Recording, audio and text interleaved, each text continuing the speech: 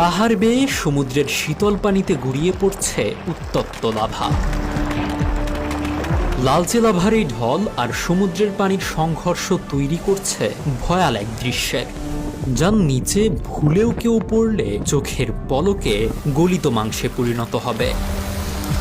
সমুদ্র তীরবর্তী আগ্নেয়গিরিতে প্রায়শই এমন দৃশ্যের দেখা মেলে।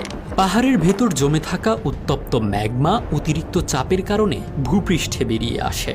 এটি গলিত আগ্নেয় শিলা, যা প্রায় 1100 থেকে 1200 ডিগ্রি সেলসিয়াস তাপমাত্রায় লালচে আগুনের মতো প্রবাহ তৈরি করে। ভূপৃষ্ঠে বেরিয়ে এসে লাভার প্রবাহ প্রতি ঘন্টায় 5 থেকে 10 কিলোমিটার পর্যন্ত গড়িয়ে যেতে পারে। যদি আগ্নেয়গিরি সমুদ্রের কাছে হয় এবং লাভা বাধাহীনভাবে তীর পর্যন্ত পৌঁছায়, তখন এটি সরাসরি পানিতে পড়ে। উত্তপ্ত লাভা সমুদ্রে গিয়ে মিশে মুহূর্তেই প্রায় 10টি অলিম্পিক সাইজ সুইমিং পুলের সমান পানিকে বাষ্পে পরিণত করতে পারে এবং ভয়াল বিস্ফোরণ ঘটায়। ঘন ধোঁয়া, বিষাক্ত গ্যাস এবং সূক্ষ্ম কাচের কণিকা চারপাশে ছড়িয়ে পড়ে, যার ফলে সমুদ্রের প্রাণীরা পুড়ে বা দম বন্ধ হয়ে